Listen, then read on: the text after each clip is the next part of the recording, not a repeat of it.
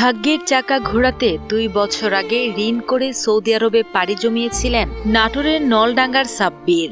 প্রবাসী থেকেই মোবাইল ফোনের মাধ্যমে বিয়ে করেছিলেন তিনি। স্বপ্ন বুনছিলেন অতি শিগগিরই দেশে ফিরে দেখবেন প্রিয়তমা স্ত্রীর মুখ। কিন্তু ভাগ্যের নির্মম পরিহাসে মুহূর্তেই সেই সব স্বপ্ন আগুনে পুড়ে হয়ে গেছে ছাই।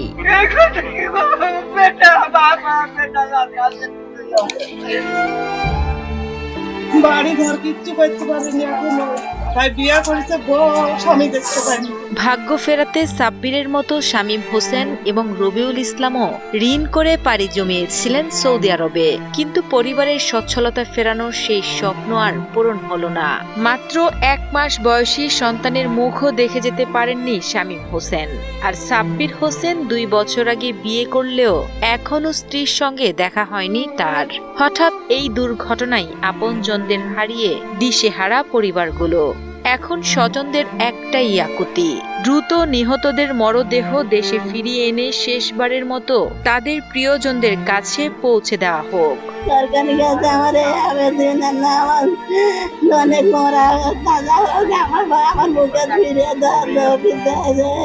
এই সরকারের কাছে আমার বেটা আমার কাছে দিয়ে আল্লাহ আপনার কাছে অনুরোধ চাই, সাল যেভাবে হোক আমার বুকে ফিরিয়ে দেন। বাংলাদেশ সরকারের কাছে অনুরোধ, তারা যেন সম্পূর্ণ সরকারি খরচে এই লাশগুলো অতি দ্রুত বাংলাদেশে আনার ব্যবস্থা করে।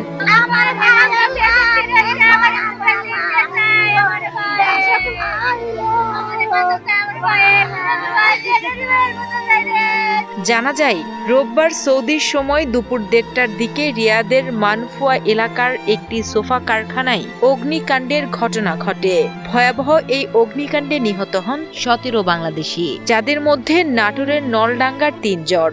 নিহত এই 3 রেমিটেন্স যোদ্ধা হলেন নাটোরের নলডাঙ্গা উপজেলার খাজুয়া ইউনিয়নের সাব্বির হোসেন, শামীম হোসেন ও রবিউল আওয়াল হৃদয়।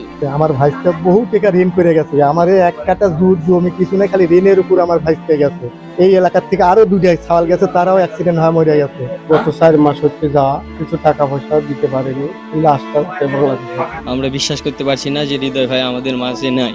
নলডাঙ্গা উপজেলার নির্বাহী কর্মকর্তা আল ইমরান খান তাদের মৃত্যুর বিষয়টি নিশ্চিত করেন এবং নিহতদের প্রত্যেকের পরিবারকে প্রশাসনের পক্ষ থেকে 20,000 টাকা করে আর্থিক অনুদান তুলে দিয়েছেন উপজেলার নির্বাহী কর্মকর্তা।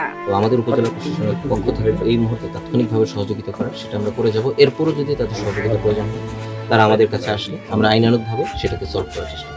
দূতাবাসের মাধ্যমে ইনশাল্লাহ আমরা এটা দ্রুত যাতে এটা আনা যায় সেই ব্যবস্থা আমাদের এখান থেকে যতটুকু সহযোগিতা প্রয়োজন হয় সেটা